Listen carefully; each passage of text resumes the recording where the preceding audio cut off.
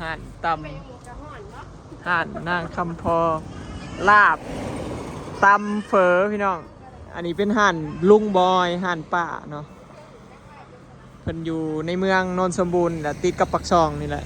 ทางเส้นลักขึ้นสวรรค์มาแวะซื้อตำไปให้สร้างฝากซื้อตำมาซื้อของพี่น้องไปเฮ็ดเพื่อนหั่นล่ะเพื่อนใหม่เนาะบอยสิมาเบิ่งให้เบิ่งใช่แล้ววะนี่เบิดเงินเกือบเป็นหมื่นซื้อสีทาเฮือนอันนี้คือปั่นลมที่บอยซื้อเนาะจุกตัวนี้พี่น้องไลค์อยู่ฝั่งไทยนะเท่าไรพี่น้องอันย่อยๆเลยนะมัดหนึ่งนี่1,300 บาทพี่น้องมัดหนึ่งมัดนี่1,300 บาทซื้อมา4 มัดนี่1,300 บาทเดี๋ยวนี้ซื้อ3 มัดกับเกือบ4 มัด3 มัดกับ6 เซนมัดหนึ่งมี10 อันมัดละ1,300 บาทพี่น้องซื้อของมาเสียเทือนมาใส่ย่อยปั่นลมมาดิสิเป็นย่อยแบบนี้แหละมัดลายพี่น้องเสียเทือน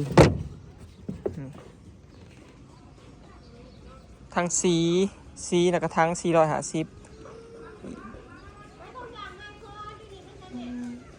เกือบหมื่นและเฉพาะอันนี้ได้ปั่นลมซื่อๆพี่น้องยังบ่รวมขาทาสีเลยนี่ปั่นลมซื่อๆนี่เบิดเงินเกือบ5,000ซ้ำนี้นะเบิดเงินเกือบ5,000แพงขนาดเลยบ่คือตะกี้อันนี้นะตะกี้นะมัดละ1,200เดี๋ยวนี้1,300มัดหนึ่งแล้วก็บอยซื้ออีกอันไหนอีกเด้พี่อันนี้อีกเบิดหลายบาทเติบพี่น้องบ่ได้หลายอันนี้หลายอย่างเลยเนาะอันนี้เอียงสีเบิดกับเบิดพี่น้องสิ่งที่ขาดบ่ได้ก็คือนี่อะไรหมดไปเงินสีเบิดกับยาเอียงก็ต้องหามเบิดนี่คือหามเบิดคือนมอลิต อะไรหมดก็ช่างขอแต่ว่านี่อย่าหมด เนาะนมของอลิตพี่น้องเอาแวะซื้อของเลาะบอยมาแต่เช้าผมได้5 กระสีแล้ว5 กระซื้อของแล้วเฉพาะสีนี่ก็เลือกจนเมื่อยเลยนี่งานเลือกสีนี่มันยากสุดเพราะว่าไอ้ปั้นล่มนี่นะปั้นล่มนี่บอยท่าเป็นสีขาวเนาะคันท่าสีดำสีเคลือบนะมันสีคือแบบคือวัด และแกค่ายคือวัดเนาะแล้วก็หนึ่งมากก็คือเพื่อนทรงไทยเนาะคันท่าสีนั่นแต่บ้านเฮาคันเลือกสีบ่คือก็เป็นวัดเลยเด้คันเลือกบ่เป็นประมาณนี้พี่น้องก็เลยว่าเลือกสีขาวซะหมักสีขาวปั้นลมหนาวสีเทาคือเก่าพี่น้องแต่ว่าเป็นสีน้ำมันเพราะแป้นนี่มันเป็นแป้นไม้ตะกี้ว่าสิซื้อเซอร่าเห็ดปั้นลมเนาะแต่ว่าเซอร่าเนี่ยมันเห็ดบ่ได้มันแตกเพราะว่าเฮาต้องคันเฮาใส่ย่อยอันนี้มันต้องใส่ไม้คือกันเด้มันต้องใส่แป้นไม้คือกันคันใส่เซอร่าเนี่ยเฮายิงอันนี้เจาะจับบ่ได้เพราะเซอร่ามันอ่อนมันต้องแป้นไม้คือกันกับตัวนี้เนาะคันอยากใส่แนวย่อยๆอันนี้นะพี่น้องก็เลยจำเป็นต้องได้ซื้อสีน้ำมันมาใส่เนาะคือปั่นลมเฮาซื้อแล้วเฮาบ่อยากทาสีเด้มันก็ประหยัดกว่ากันหลายเติบพี่น้องเฮามาใส่อันนี้มันก็เปลือง3 เท่าเนาะเรื่องทรายคาหลังคาเนี่ยเปลือง3 เท่าเนาะ3 เท่าก็คือ1ซื้อตัวนี้2มาซื้อสี3มาก็ซื้อปั่นลมไม้มันแพงได้เส้นหนึ่ง210 บาทเนาะแป้นไม้นะและบาดนี้แป้นไม้นะมาใส่อันนี้ต้องใส่แป้นไม้2 อันปกติแป้นลมนี่สิใส่อันข้างหนึ่งนะแป้นเดียวแม่นบ่พี่น้องแผ่นเดียวเรียงยาวแม่นบ่แต่อันนี้นะมันต้องใส่ปั้นลมตัวใหญ่แผ่นหนึ่งแล้วก็ใส่ปาดเคิงแผ่นน้อยมาซบปึ๊บทั้งเทิงอีกแล้วก็ใส่ตัวนี้ตัวหลุมตึ๊บอีกกลายเป็น3 อย่างก็เลยเปลืองกว่ากันหลายพี่น้องเบิดเงินน้ำอันนี้ก็เบิดเงินน้ำสื่อปั้นลมปั้นทรายนี่ หลายเติบหนึ่งพุ่นละคนแข่งหล่นเบิดพุ่นละพี่น้อง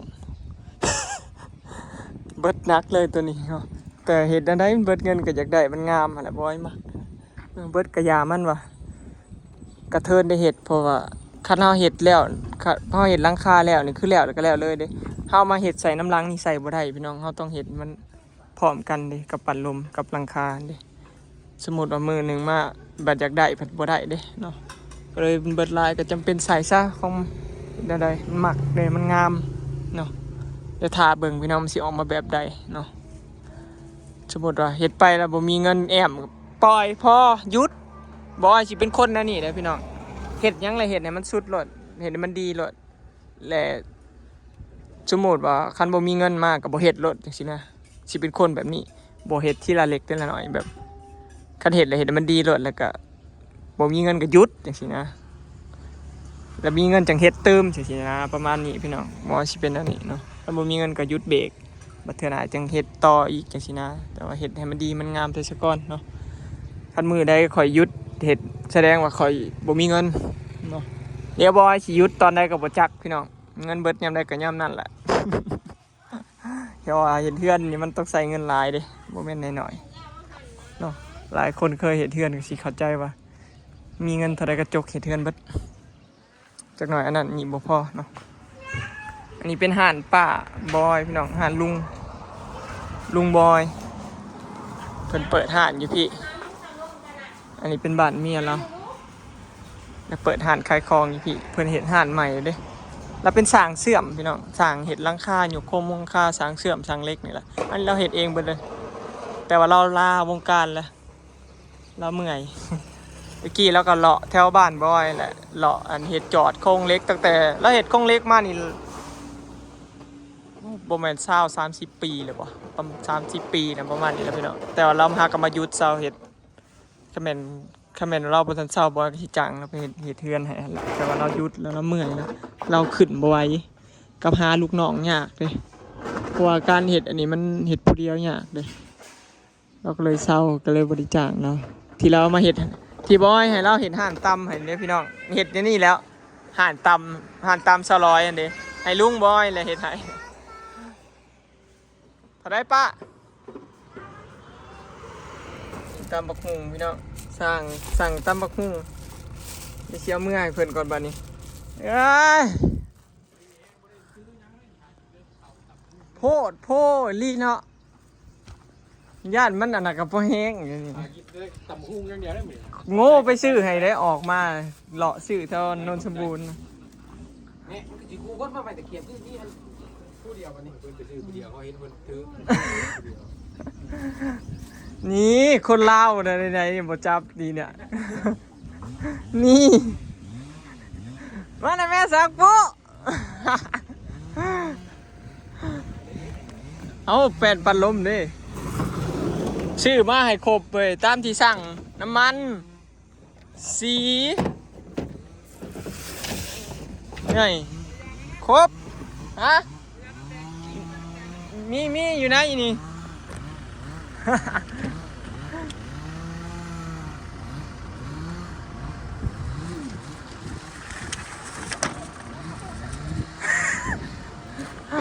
นี่คืออุปกรณ์พี่น้อง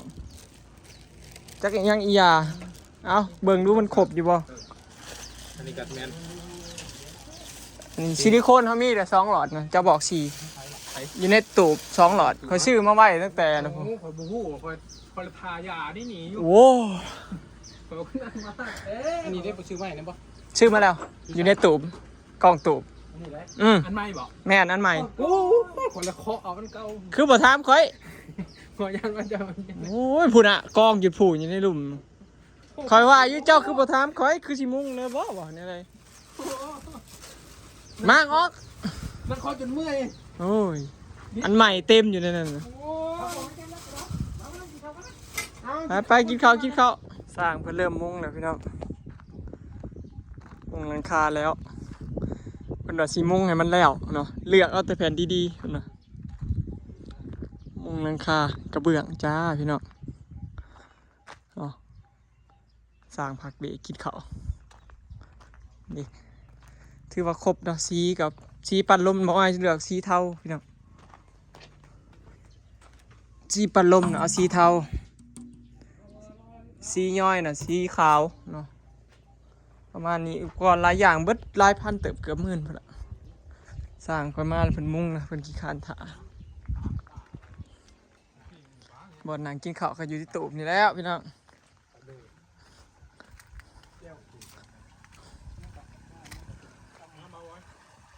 เด้น้ำใสเลยเด้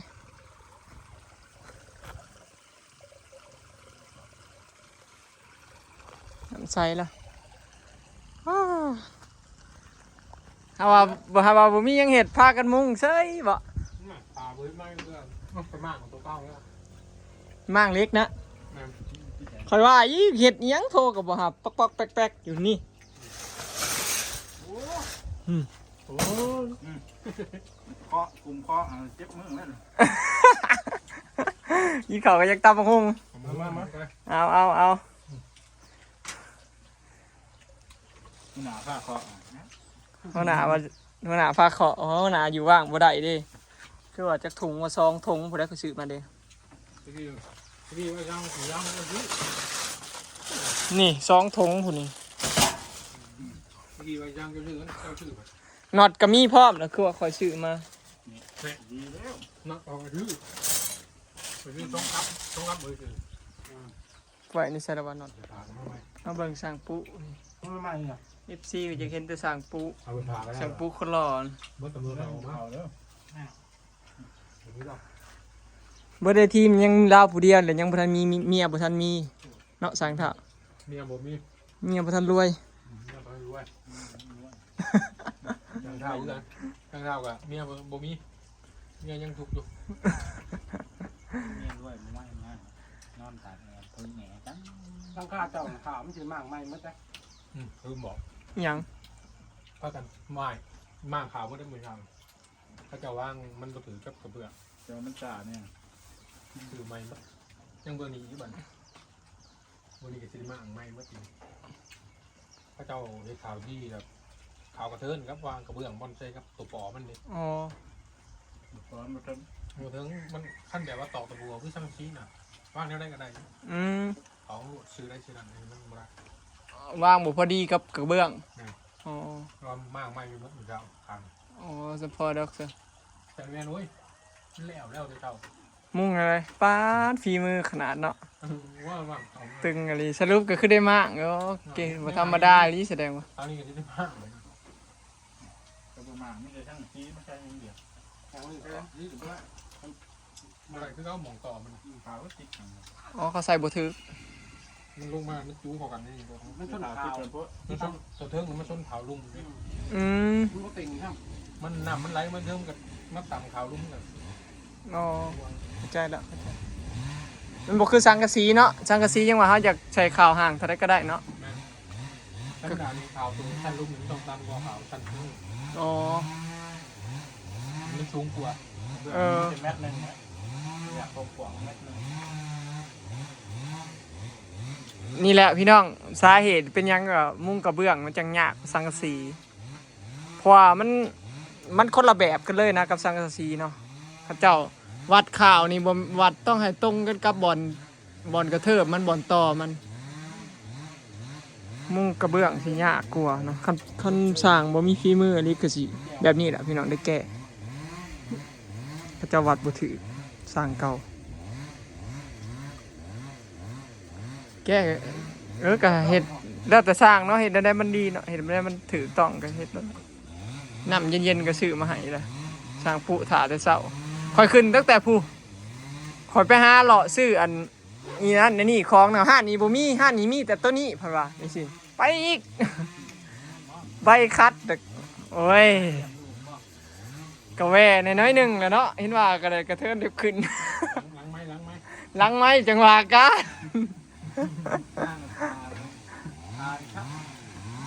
ก็เนี่ยเขาก็ติดน้ำ นี่ขนาดแตะคืออะไรไปที่9 โมง